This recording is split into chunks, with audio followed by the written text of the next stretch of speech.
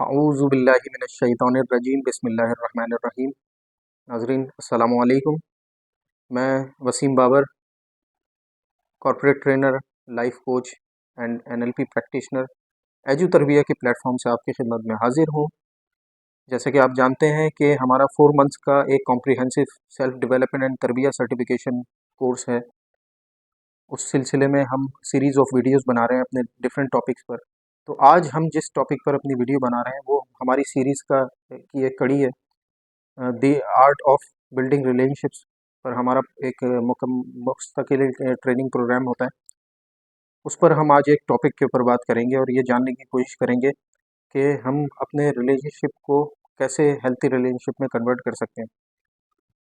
नाजरीन, अगर आपने the art of building relationships की जो हमारी ये पूरी सीरीज़ ऑफ वीडियोज़ है, अगर आप ये देख रहे हैं तो आपको शायद आपको ऐसा फील हुआ हो कि भाई रिलेशनशिप्स को हेल्थी रिलेशनशिप बनाना या किसी रिलेशनशिप पर काम करना और उसको बिल्ड करना वो खासा मुश्किल काम होता है।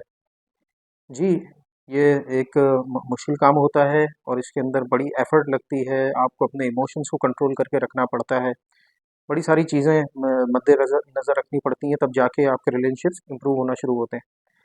तो आप शायद ये सोच रहे होंगे कि भाई बाउंड्रीज़ बड़ी इम्पोर्टेंट हैं, ट्रस्ट बिल्ड करना भी इम्पोर्टेंट है। फिर कि आपके साथ जिस शख्स का ताल्लुक है उसकी जो मर्ज़ी भी शामिल हाल होनी चाहिए। आपने उसको रिस्पेक्ट भी देना है उसकी बाउंड्रीज़ को, और फिर उसके साथ ऑनेस्ट भी रहना है। ये कोई आसान काम तो है नहीं। और अगर आप इर्द-गिर्द अपने नज़र डालें तो शायद आप मुझसे ये सवाल करें कि भई हर कोई तो इस तरीके से जो है वो इतनी मेहनत नहीं करता अपने ताल्लुकात को इम्प्रूव करने पर। तो क्या कुछ आसान से कुछ ऐसी चीज़ें हैं जो कि हम करें और हमारे ताल्लुकात जो है वो इम्प्रूव होना शुरू हो जाएँ? तो नाज़रीन, आज की वीडियो में हम इंशाल्लाह आपको ऐसी ही 3 प्रिंसिपल्स बताएँगे जिनके बारे में आप ऑलरेडी जानते हैं। आपको बचपन से उन चीज़ों का पता भी है और वक़्तन-फ़वक़्तन आप उन चीज़ों का इस्तेमाल भी करते हैं। लेकिन उन 3 प्रिंसिपल्स को जिनको हम डिस्कस करेंगे अपने रिलेशनशिप को इम्प्रूव करने में, उस पर हमारी जो मेहनत है वो इफ़ेक्टिवली नहीं होती, वो एक प्रॉपर प्रोसेस के थ्रू नहीं होती। तो उन उसके थ्रू जो रिज़ल्ट आना चाहिए वो रिज़ल्ट नहीं आता। तो आज हम वो 3 प्रिंसिपल्स अपनी वीडियो में डिस्कस करेंगे कि जिनके बारे में आप ऑलरेडी जानते हैं। आप उसको वक़्तन-फ़वक़्तन इस्तेमाल भी करते हैं और हम उसे उन 3 प्रिंसिपल्स का इस्तेमाल क्यों करें, और सबसे इम्पोर्टेंट सवाल कि उसको करें कैसे? तो आइए नाज़रीन, हम शुरू करते हैं अपने पहले प्रिंसिपल से। 3 principles of improving our relationships. तो पहला प्रिंसिपल जिसकी हम बात करेंगे, आप जानते हैं जी, वो है स्माइल। जी हाँ, मुस्कुराना। अब्दुल हामिद आदम साहब हैं, शायर हैं। उनका एक शेर मुझे बहुत पसंद है कि ए गमे ज़िंदगी ना हो नाराज़, ए गमे ज़िंदगी ना हो नाराज़, मुझको आदत है मुस्कुराने की। तो अगर आप मुस्कुराने को अपनी ज़िंदगी का हिस्सा बना लें तो आपकी ज़िंदगी के गम भी आपसे नाराज़ हो जाएंगे और आप खुश रहना शुरू कर देंगे। और जब आप खुश होंगे तो यकीनन उसकी वाइब्स, उसका इम्पैक्ट आपके रिलेशनशिप्स पर भी आएगा और अल्टीमेटली आपके रिलेशनशिप्स इंप्रूव हो जाएंगे। स्माइल क्या होती है? स्माइल्स को अगर हम इसकी तारीफ़ करें तो बेसिकली स्माइल आपके ये जो लिप्स हैं, इनके जो कोने हैं, इनको अपने चेहरे के कोने की तरफ फैलाना। फिजिकली स्माइल कुछ इस तरीके से होती है, लेकिन इसका जो इम्पैक्ट होता है वो बहुत शानदार इम्पैक्ट होता है और बहुत लॉन्ग लास्टिंग इम्पैक्ट होता है इसका, आपकी शख्सियत पर भी और आपके रिलेशनशिप्स पर भी। तो हम देखते हैं कि हम इस चीज़ पर नज़र डालते हैं कि रिसर्च क्या कहती है स्माइल के हवाले से। रिसर्च हमें बताती है कि स्माइल के मल्टीपल बेनिफिट्स हैं, जिसमें से एक बेनिफिट ये है कि smile is a stress reliever. यानी कि जब आप मुस्कुराते हैं तो आपकी बॉडी में एक केमिकल रिलीज होता है जिसको कहते हैं सेरोटोनिन। सेरोटोनिन जो है वो एक स्ट्रेस रिड्यूसिंग केमिकल है। यानी कि मुस्कुराने से आपकी स्ट्रेस रिड्यूस होती है, आप लाइट फील करना शुरू हो जाते हैं, आप दिमागी तौर पर, रूहानी तौर पर सुकून में आ जाते हैं। इसके अलावा स्माइल एलिवेट्स योर मूड। अब मूड अक्सर ऐसा होता है कि हमारे साथ कोई हादसा हो जाता है, कोई नेगेटिव चीज़ हो जाती है, हम उसको भूल चुके होते हैं, लेकिन हमारा मूड जो है ना उसकी वजह से ऑफ हुआ होता है, और हम जब लोगों से मिलते हैं तो उस मूड का इम्पैक्ट भी, नेगेटिव इम्पैक्ट उसका दूसरों के ऊपर भी रिफ्लेक्ट करता है, जिससे हमारे ताल्लुकात अफेक्ट होते हैं। तो अगर आप ये सिंपल सा अमल अपनी ज़िंदगी का हिस्सा बना लें, तो आप अपने मूड को, आपका मूड ऑटोमेटिकली अच्छा हो जाएगा। जब आपका मूड अच्छा होगा तो ज़ाहिर सी बात है अगले को वो वाइब्स मिलेंगी, और वो भी आपके साथ रह के बेहतर फील करेगा। तो हम उन लोगों के साथ रहना पसंद करते हैं जो कि बेसिकली हमें अच्छा फील करवाते हैं। इसके अलावा स्माइल कंटेजियस है। कंटेजियस का मतलब ये वायरस की तरह फैलती है। अगर किसी कमरे में आप अचानक से दाखिल हों, बहुत सारे लोग उसके अंदर बैठे हों, और आप वहाँ पर पहुँच के कुछ भी ना करें, बिल्कुल इत्मीनान के साथ जाएं और बस सबको देख के एक नेचुरल सी मुस्कुराहट दें। 4-5 सेकंड में आप नोट करेंगे कि वो आपके चेहरे से वो पूरे कमरे में फैलना शुरू हो जाएगी। तो जिस तरीके से अगर आप एक अच्छा इत्र लगाएं और कमरे में दाखिल हों और पूरा कमरा मुअत्तर हो जाता है, आपकी स्माइल भी वो खुशबू है जो कि आप कमरे में लेकर अगर दाखिल हों तो आप उससे पूरा कमरा मुअत्तर हो जाएगा। इसके अलावा आप शायद हैरान होंगे कि स्माइल जो है आपके इम्यून सिस्टम को भी बूस्ट करती है। यानी हमारे जिस्म के अंदर हमारे सेल होते हैं जो कि बैक्टीरिया को फाइट करते हैं, बैक्टीरिया से फाइट करते हैं, वायरस से फाइट करते हैं, और वो जिम्मेदार होते हैं हमारे इम्यून सिस्टम के, वो हमें बीमारियों से बचा के रखते हैं। इस मुस्कुराने से आपका इम्यून सिस्टम भी बेहतर होता है। इसके अलावा एक चेहरा जिसके ऊपर आपको खिंचाव और तनाव दिखाई दे, सलवेटें आई हुई हो माथे पे, चेहरा बिल्कुल सख्त हुआ हो, उस अगर उस ऐसा चेहरा किसी के सामने लेके जाएं और उसके इसके बरक्स अगर आपके चेहरे पर स्माइल हो, तो स्माइल आपके चेहरे का बहुत खूबसूरत ड्रेस है, जो कि आपके चेहरे को ही नहीं, स्टार्ट आपके चेहरे से होता है, आपकी पूरी शख्सियत पर उसका इम्पैक्ट जाता है और आपकी शख्सियत को वो अट्रैक्टिव बना देता है। People get attracted to you if you have a habit of smiling. इसके अलावा स्माइल करने से आप दिमागी तौर पर पॉजिटिव रहते हैं। आप कोशिश करके देखिए, आप अगर कभी ओवर थिंकिंग कर रहे हो या कोई चीज़ नेगेटिव जहन में चल रही हो तो फ़ौरन मुस्कुराना शुरू कर दें, मुस्कुराते रहें, अपने आप को फोर्स करना भी पड़े तो मुस्कुराएं, और आप देखेंगे मुस्कुराहट जो है आपके उन नेगेटिव थॉट के प्रोसेस में एक हर्डल बन जाएगा, और आप automatically with in a few minutes you will become positive. जब मैं the art of building relationships का मेरा एक प्रोग्राम है, जब मैं ये करवा रहा होता हूँ तो मैं अपने ट्रेनिंग पार्टिसिपेंट्स को टीम्स में डिवाइड करके और उनको एक एक्टिविटी देता हूँ, जिसके अंदर मैं उनको कहता हूँ कि भैया आपने एक जो ना नेगेटिव वाकये को याद करना है, और वो आपने अपनी टीम को के साथ शेयर करना है। जब आप वो वाकया शेयर कर दें तो उसके बाद आप जो है मेक श्योर करें कि आप मुस्कुराएं, और मुस्कुराते हुए अपने पास में से किसी नेगेटिव वाकये का या किसी इंसिडेंट्स को याद करने की कोशिश करें, और वो आप लोग अपनी टीम के मेंबर्स को सुनाएं। जब ये एक्टिविटी तमाम हो जाती है तो आप यकीन कीजिए कि हमेशा मुझे ये रिस्पांस मिला है कि जब मुस्कुराने पर ध्यान नहीं था तो नेगेटिव वाकये को बयान करना, उसके बारे में सोचना बहुत आसान हो रहा था, लेकिन जब उन्होंने मुस्कुरा के उसके बारे में बात करने की कोशिश की नेगेटिव वाकये के बारे में, तो उनके लिए किसी नेगेटिव वाकये को याद करना ही मुश्किल हो रहा था, तो उसको उसके बारे में एक्सप्लेन करना तो और मुश्किल होगा। तो ये इम्पैक्ट है आपकी शख्सियत पे, आपकी सोच पर स्माइल का।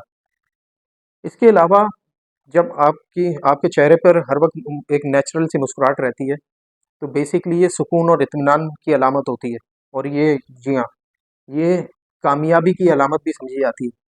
यानी कि लोग समझते हैं कि ये शख्स जो ना अपनी ज़िंदगी से, अपने काम से मुतमईन है, क्योंकि हर वक्त मुस्कुराता रहता है। तो it suggest, it it communicates success, it reflects success.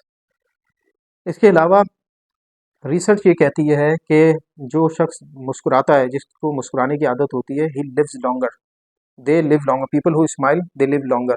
ख़वातीन शायद मुझसे एतराज़ करें कि अगर वो मुस्कुराएं तो क्या वो उनकी ज़िंदगी नहीं बढ़ेगी? नहीं, यकीनन बढ़ेगी। तो जो लोग मुस्कुराते हैं उनकी ज़िंदगी मल्टीपल ईयर्स जो है वो बढ़ जाती है, दे लिव लॉन्गर।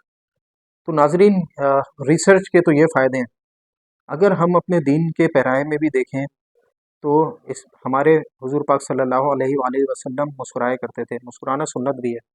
और हुजूर पाक सल्लल्लाहु अलैहि वसल्लम की एक हदीस है कि एक मुसलमान का अपने दूसरे मुसलमान भाई को देखकर मुस्कुराना भी सदका है, यानी कि मुस्कुराना सदका है। तो अगर दीनी एतबार से भी हम देखें तो इसकी बड़ी अहमियत है, क्योंकि एक मुसलमान के ऊपर ये जिम्मेदारी है कि वो दूसरे को खुश रखे, और खुश रखने के लिए सबसे आसान चीज़ क्या है कि आप मुस्कुरा दें, आप मुस्कुराते रहें। इसके अलावा क्यों मुस्कुराएं, यानी कि हमारी ज़िंदगी में फिज़िकली अगर हम देखें तो स्माइल एकदम से ऐसा क्या इम्पैक्ट डालती है। तो इंटरव्यू पर जो रिसर्च होती है कि भाई आप जब इंटरव्यूअर के सामने आते हैं तो किस तरीके से आप अच्छा इंप्रेशन डाल सकते हैं ताकि आपको जॉब मिलने के चांसेस बढ़ जाएं। तो उसके अंदर जो मेरी स्टडी और रिसर्च रही वो ये है कि ड्रेस अच्छा होना चाहिए। हम हमेशा ड्रेस पर बात करते थे, लेकिन the moment you open the door of the interview of the room where the interview is going to be conducted, जब आप खोलते हैं और आप मुस्कुराते हैं तो आपके ड्रेस से पहले आपकी मुस्कुराहट पर जो ना वो नज़र पड़ती है, और आपकी मुस्कुराहट ये डिटरमिन करती है कि अब आपका इंटरव्यूअर आपसे क्या बात करेगा और कैसे बिहेव करेगा। That is the first impression.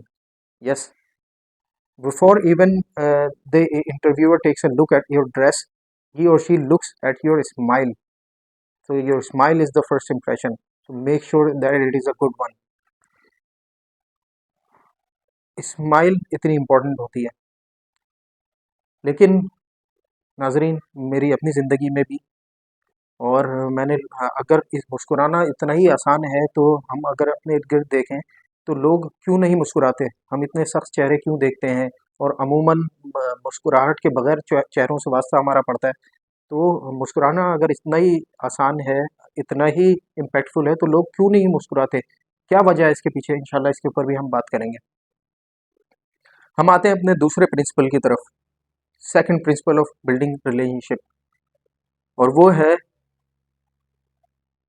Remembering the person's name, calling the person by their name. जी हाँ, क्या आपको पता है कि आपके लिए सबसे स्वीटेस्ट साउंडिंग वर्ड क्या है? वो कौन सा एक लफ्ज़ है जो अगर आप सुनते हैं तो आपके कानों में रस घुल जाता है? वो आपका अपना नाम है। आप चाहते हैं कि आपको आपके नाम से पुकारा जाए, और रिसर्च ये कहती है कि जब आप किसी शख्स को उसके नाम से पुकारते हैं तो it is the sign that you are giving importance to that person, कि आप उस शख्स को अहमियत दे रहे हैं, वो शख्स आपके लिए अहम है, तो आप उसको रिस्पेक्ट दे रहे हैं, आप उसको इम्पोर्टेंट समझ रहे हैं। जब आप ऐसा करते हैं, जब आप किसी शख्स को उसके नाम से बुलाते हैं तो ही फील्स वैल्यूड, उसको लगता है कि मुझे अहमियत दी जा रही है। So it creates a positive impression on the person, क्योंकि अगर आपने अपने ताल्लुकात को इम्प्रूव करना है तो ज़ाहिर सी बात है, इसका पहला रूल ये है ना कि आप पॉजिटिव इंप्रेशंस क्रिएट करें। तो एक तो आप मुस्कुरा के एक पॉजिटिव इंप्रेशन क्रिएट कर सकते हैं, इसके अलावा आप उस शख्स को उसके नाम से पुकार के भी पॉजिटिव इंप्रेशन क्रिएट कर सकते हैं, उसके दिल में जगह कर सकते हैं। जब आप किसी शख्स को उसके नाम से पुकारते हैं ना तो वो आपकी तरफ अट्रैक्ट होता है, ये रिसर्च कहती है, और वो भी आपका नाम याद रखने के ऊपर ध्यान देता है और उसकी कोशिश करता है, क्योंकि ताल्लुकात के अंदर गिव एंड टेक होता है, जैसा आप देंगे वैसा ही आपको मिलेगा। इसके अलावा रेपो बिल्ड करने का भी एक तरीका है कि आप नाम याद रखने से आप रेपो बिल्ड कर देते हैं, आप अपने आप को उस शख्स के साथ आइडेंटिफाई करवा लेते हैं। तो नाजरीन ये चंद फ़ायदे हैं किसी शख्स को उसके नाम से पुकारने के। अच्छा, लोग ये भी कहते हैं अमूमन, और मैं भी एक वक्त में लोगों के नाम याद रखना मुझे खासा मुश्किल होता था। एक मरतबा क्या हुआ कि हम अपने एक सीनियर के साथ थे, वो किसी शख्स को ले आया अपने साथ जिसको मैं नहीं जानता था, और गुफ्तगू के दौरान मैंने उससे जो ना पहली मरतबा मैंने उसका नाम पूछा, और उसके बाद मैंने गुफ्तगू में दोबारा जब तीसरी मरतबा पूछा तो मुझे थोड़ी शर्मिंदगी। मैंने उस शख्स से कहा कि आप माइंड नहीं कीजिएगा, मुझे अमूमन लोगों के नाम याद नहीं रहते। आपको पता है उस शख्स ने क्या जवाब दिया, जो कि आज तक मेरे जहन में वो महफूज हो गया। उस शख्स ने कहा कि भाई इसका आपकी याददाश्त से कोई ताल्लुक नहीं है कि आपको नाम याद नहीं रहते, दरअसल लोग आपकी प्रायोरिटी नहीं है, लोग आपकी तरजीह नहीं है। अब यकीन कीजिए मुझे बड़ी शर्मिंदगी हुई, और जब मैंने इसके ऊपर रिफ्लेक्ट किया उसके जुमलों पर तो मुझे ये एहसास हुआ कि वाक़ईतन उसकी बात दुरुस्त थी। और उसके बाद से मैंने इस चीज़ को अपने पल्ले से बांध लिया कि मैंने लोगों को उन लोगों के नाम को याद करने पर तवज्जो देनी है। यानी कि इससे पहले अगर मुझे पता है कि मैं किसी शख्स से मिलने जा रहा हूँ तो मैं पहले ज़हन नशीन कर लेता हूँ कि उस शख्स का नाम क्या है। इन केस अगर किसी क्लाइंट के साथ मीटिंग है तो मैं बाकायदा डेटा के अंदर देखता हूँ, अगर मुझे याद नहीं होता तो मैं डेटा के अंदर देख के नाम याद करता हूँ, ताकि उस शख्स से मिलने पर उसे नाम से उसको बुला सकूँ, ताकि उसको पता चले कि ये शख्स मुझे जानता है, हम पहले मिल चुके हैं। ये तमाम चीज़ें उस शख्स के जहन के अंदर रिपीट हो जाती हैं। तो कैसे याद रखा जाए? अगर आपका अपने बारे में ये बिलीफ है कि आप नाम याद नहीं रख पाते, तो उसके 3 स्टेप्स हैं। पहली बात तो ये है कि आप अपनी सेल्फ टॉक को इम्प्रूव कीजिए। अगर आप ये समझते हैं, जैसा कि मैं सोचता था एक वक्त में, कि मुझे लोगों के नाम याद नहीं रहते, तो मैं अपनी सेल्फ टॉक को पहले पॉजिटिव बनाऊं कि मुझे नाम इस वजह से याद नहीं रहते क्योंकि मैं इस चीज़ को, मैं लोगों को प्रायोरिटी नहीं देता। मैं लोगों को प्रायोरिटी दूं, और फिर मैं ये जो एक नेचुरल प्रोसेस होता है किसी भी चीज़ को सीखने का, कि अगर मैं अपने माइंड को इनफ एविडेंसेस दूं, यानी कि मैं जब लोगों से मिलूं तो मैं इस पर कॉन्शियस एफर्ट करूं कि मैं उनके नाम याद रखूंगा और उनको नाम से पुकारूंगा, तो जितने ज़्यादा एविडेंसेस आना शुरू हो जाएंगे, मेरा बिलीफ जो है वो चेंज होना शुरू हो जाएगा। और एक वक्त ऐसा आएगा कि ये चीज़ कतई परेशान नहीं करेगी कि मुझे नाम याद नहीं रहते, मेरी सेल्फ टॉक याद क्या हो जाएगी, चेंज हो जाएगी प्रैक्टिस के थ्रू। दूसरा स्टेप ये है कि आप कमिटमेंट करें कि आप जो है ना उस शख्स को इम्पोर्टेंस देने के लिए उसका नाम याद रखेंगे, इसको आप अपना गोल बनाएं। और फिर तीसरी चीज़ जिसके बगैर कोई काम मुमकिन नहीं है, वो है प्रैक्टिस, यानी कि improve your self talk, then commit that you would remember, focus on remembering people's names, and then start practising, practice practice and practice. और फिर इंशाल्लाह बहुत जल्द आपको लोगों के नाम याद रहना शुरू हो जाएंगे, it would become second nature. तो पहला हमारा प्रिंसिपल था रिलेशनशिप को बिल्ड करने के लिए, इम्प्रूव करने के लिए, स्माइल। सेकंड, जी हाँ, call the person by their name, remember people's name. और third, which is very very important, जिसके ऊपर हमने ऑलरेडी अपनी इस सीरीज़ में बात भी की है, वो ये है एक्टिव लिसनिंग। तो लिसनिंग क्या होती है, मुख्तसरन इस पर बात कर लेते हैं। एक तो होती है हियरिंग, किसी चीज़, हियरिंग कहते हैं किसी आवाज़ का कान में दाखिल होना, यानी कि बहुत सारी, अगर मैं अभी इस वक्त खामोश हो जाऊं तो बहुत सारी आवाज़ें आ रही हैं इस वक्त। थोड़ी सी ट्रैफिक की आवाज़ आ रही है, कुछ परिंदों के चहचहाने की आवाज़ आ रही है, तो ये आवाज़ें, अगर मैं इस पर फोकस करना शुरू कर दूं, और इसको फोकस करने के नतीजे में, यानी कि मैं इसके ऊपर अटेंशन देना शुरू कर दूं, उस अटेंशन देने के नतीजे में अगर वो आवाज़ें वर्ड्स में, जुमलों में और तस्वीरों में तब्दील हो जाएं, तो वो आवाज़ें लिसनिंग में कन्वर्ट हो जाएगी। क्योंकि मैं उनको समझने के ऊपर ध्यान दे रहा हूँ। फॉर एग्जाम्पल, अगर मैं थोड़ी देर के लिए खामोश हूँ, तो अभी एक परिंदे की आवाज़ आ रही है, अगर मैं इसके ऊपर ध्यान दूँ तो मुझे पता चल रहा है कि ये आवाज़ जो है, ये कबूतर की आवाज़ है। तो देखें, मैंने थोड़ा सा ध्यान दिया, इससे पहले जब मैं आपसे बात कर रहा था, गुफ्तगू कर रहा था, तो उस वक्त ये आवाज़ मायने नहीं रखती थी, लेकिन जब मैंने अटेंशन दी तो मेरी अंडरस्टैंडिंग क्या बनी कि एक आवाज़ आ रही है जो कि कबूतर की आवाज़ है। तो पहले जो आवाज़ आ रही थी जिसके ऊपर मैं ध्यान नहीं दे रहा था, वो हियरिंग थी मेरी, और जब मैंने उसको समझ के उसकी अंडरस्टैंडिंग डेवलप करी, तो वो I started listening to that sound. तो इसी तरीके से लिसनिंग जब होती है, जब आप जिस शख्स के साथ मौजूद हैं, उसकी बातों पर ध्यान देके उसको समझने की कोशिश करें। जब उसकी बातें आपकी समझना आप शुरू कर देते हैं, तब जाके आप लिसनिंग करना शुरू करते हैं। तो ये तो लिसनिंग का पहला क्राइटेरिया है। अब एक्टिव लिसनिंग क्या है? तो लिसनिंग की भी दो टाइप्स होती हैं, एक होती है एक्टिव लिसनिंग, एक होती है पैसिव लिसनिंग। तो एक्टिव लिसनिंग में क्या होता है कि हम बात करते में कुछ रिएक्शंस एंड रिस्पॉन्सेज देते हैं, जिससे हम अगले शख्स को ये बावर करवाते हैं कि मैं तुम्हारी बात सुन रहा हूँ। फॉर एग्जाम्पल, अगर कोई शख्स आपसे बात कर रहा है, तो आप बात में सर हिलाएं, और जिस किसी वक्त कोई ऐसा ह्यूमर का एलिमेंट आ रहा है, तो नेचुरली जो होता है आप मुस्कुरा रहे हैं। और इसके अलावा आप जो है ना कुछ वर्ड्स इस्तेमाल कर रहे हैं, जिससे उस शख्स को ये अंदाज़ा हो रहा है कि आप उसकी बात सुन रहे हैं और समझ रहे हैं। जी, आप सही कह रहे हैं, ये तो बड़ी दिलचस्प बात है। जी जी जी जी, मैंने आज सुबह ही खबरों में मैंने पढ़ा था ये। तो इस तरीके से क्या होता है कि अगले शख्स को ये आइडिया होता है कि आप उसकी बात को सुन रहे हैं और समझ रहे हैं और उसके ऊपर ध्यान दे रहे हैं। इसके अलावा आप अपनी बॉडी लैंग्वेज से, जैसे मैंने बताया, आप अपनी बॉडी से, अगर कोई सीरियस डिस्कशन हो रहा है, तो आप इस तरीके से यू लीन इन एंड, और उस आपके फेशियल एक्सप्रेशन से उसको अंदाज़ा हो रहा हो, आपकी बॉडी लैंग्वेज से अंदाज़ा हो रहा हो। तो ये चंद चीज़ें होती हैं जिसको हम इस्तेमाल करके अगले शख्स को रिएक्ट करके ये कम्युनिकेट करते हैं कि हम उसकी बात को समझ रहे हैं, और ये होती है एक्टिव लिसनिंग। पैसिव लिसनिंग क्या होती है कि आप बस साकित बैठे हुए होते हैं, आप कोई रिस्पॉन्स या रिएक्शन नहीं दे रहे होते और सुन रहे होते हैं, हालांकि उस वक्त भी आप समझ रहे होते हैं, लेकिन पैसिव लिसनिंग के अंदर जो शख्स आपसे गुफ्तगू कर रहा होता है उसको ये जानना मुश्किल हो जाता है कि आया आप उसकी बात समझ भी रहे हैं या वो सिर्फ बोले ही जा रहा है और वो चीज़ समझ में नहीं आ रही है। अ, अच्छा, ये तो हमें पता चल गया कि लिसनिंग क्या होती है, उसकी दो टाइप्स हो गई, एक्टिव एंड पैसिव लिसनिंग। अगर अब ये कैसे पता चले कि भाई लिसनिंग करते कैसे हैं, तो उसके लिए भी, उसको आसान बनाने के लिए भी, क्योंकि लिसनिंग करना इतना आसान काम नहीं है, लिसनिंग बहुत मुश्किल काम है। हम इसके ऊपर वीडियो के आखिर में बात करेंगे कि लिसनिंग इतनी मुश्किल क्यों है और वो मुश्किल, उस मुश्किल पर कैसे काबू पाया जा सकता है। फिलहाल हम इस चीज़ पर बात करते हैं कि how to listen actively, how to become an active listener. तो उसके लिए हमारे पास एक टूल है, जी हाँ, वो है क्वेश्चनिंग का टूल, सवालात करना।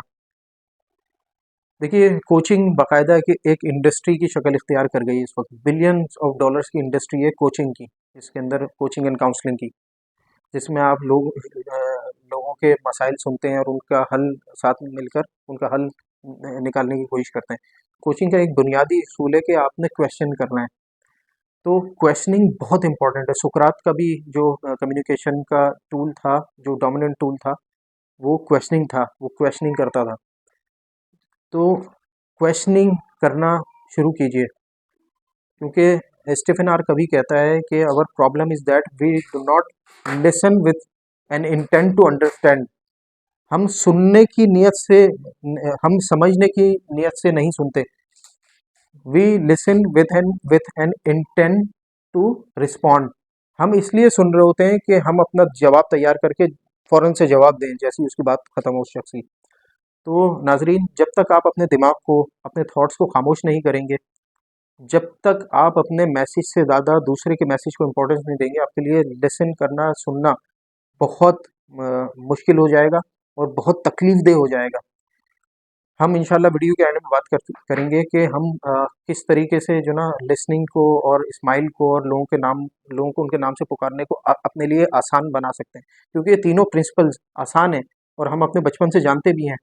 तो हम क्यों इसको अपनी ज़िंदगी का हिस्सा नहीं बना पा रहे हैं? ऐसा क्या हर्डल होता है जो कि रास्ते में आ जाता है और हमारे लिए इन तीनों प्रिंसिपल्स को अपनाना मुश्किल हो जाता है और ये हमारी ज़िंदगी का हिस्सा नहीं बन पाता?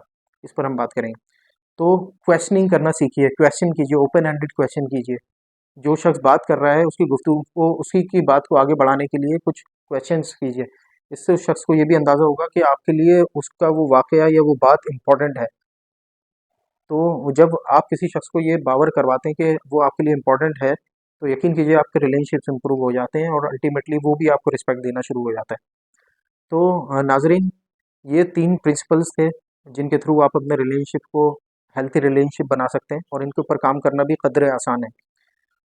तो अब वो क्या हर्डल है कि ये 3 चीज़ें जिनके बारे में हम बचपन से जानते हैं, उसके बावजूद ज़्यादातर लोग जिनको हम जानते हैं, जिनको हम देखते हैं, जिनसे हमारी मुलाकात होती है, वो उन तीनों प्रिंसिपल को अपनी ज़िंदगी का हिस्सा नहीं बना पा रहे या हम खुद नहीं, बज़ाते खुद नहीं बना पा रहे।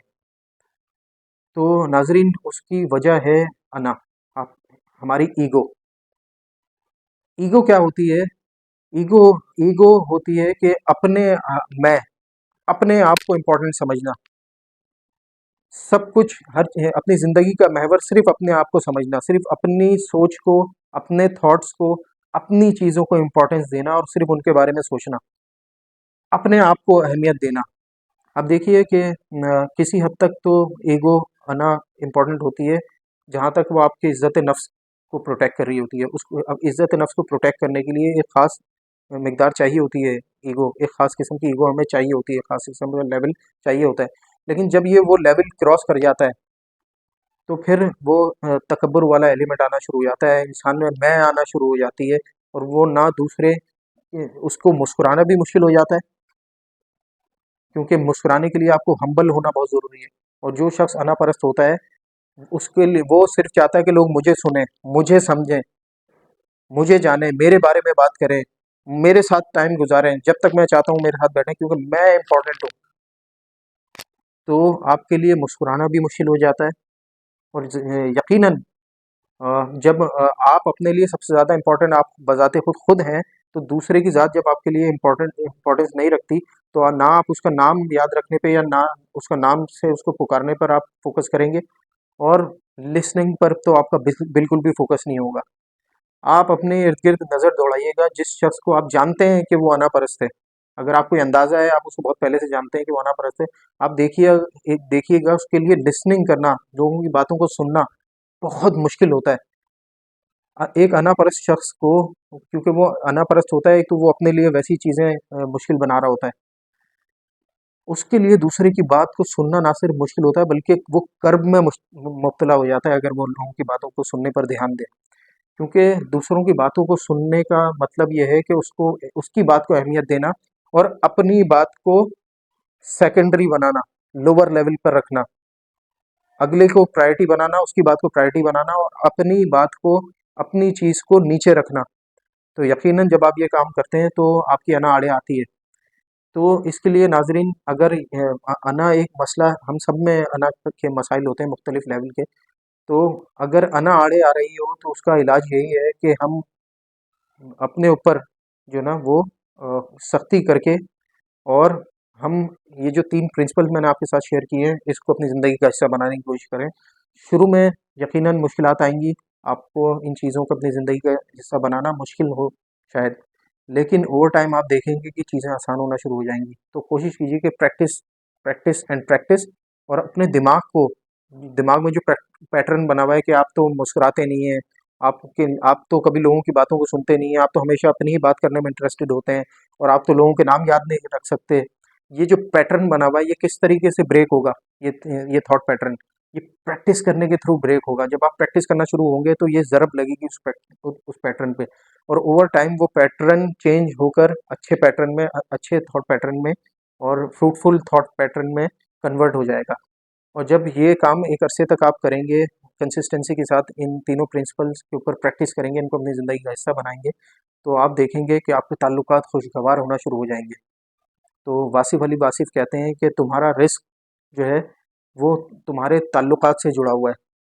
तो यकीनन जब आप अपने ताल्लुकात से इम्प्रूव करेंगे, तो आप यकीन करें रिस्क की कई शक्लें हैं, वो उनकी फरावानी होनी शुरू हो जाएगी आपकी ज़िंदगी में, और आप खुश रहना शुरू हो जाएंगे, आप खुशहाल हो जाएंगे, आप इमोशनली मजबूत हो जाएंगे, और तमाम तरीक़ों की मस्बत तब्दीली इंशाल्लाह आपकी ज़िंदगी में आना शुरू हो जाएगी। तो नाज़रीन, आज की वीडियो बहुत इंपॉर्टेंट थी। अगर आप बहुत ज़्यादा डिटेल में जाए बगैर इन 3 प्रिंसिपल्स को, पहला principle smile, second principle call the person by their name, and third principle listen actively. अगर इन 3 प्रिंसिपल्स को अपनी ज़िंदगी का हिस्सा बना लिया जाए, तो यकीन कीजिए कि आपके ताल्लुकात को खुशगवार और मज़बूत, हेल्थी ताल्लुकात बनाने से कोई चीज़ नहीं रोक सकती। तो इस वीडियो में इतना ही। मज़ीद वीडियोज़ के साथ आपकी खिदमत में हाज़िर होंगे। उस वक्त तक आपने, अगर आपको इस वीडियो के प्रिंसिपल्स पसंद आए, और आप इससे एग्री करते हैं, और आपके कुछ तजुर्बात हैं और आप उनको शेयर करना चाहते हैं, तो आप कमेंट्स में जो है अपने तजुर्बात और अपनी जो आपका व्यू है, अपना फीडबैक शेयर कीजिए। इसके अलावा इस वीडियो को लाइक कीजिए, और आप अपने दोस्तों के साथ, अपने घर वालों के साथ इन वीडियोज़ को शेयर कीजिए, ताकि ये मैसेज हमारी सोसाइटी में फैले, और हमारे इर्द गिर्द का जब माहौल चेंज होगा, तो इंशाल्लाह उसका भी एक पॉजिटिव इम्पैक्ट हमारी ज़िंदगी पर पड़ेगा। इसी के साथ वसीम बाबर को इजाज़त दीजिए। अस्सलाम।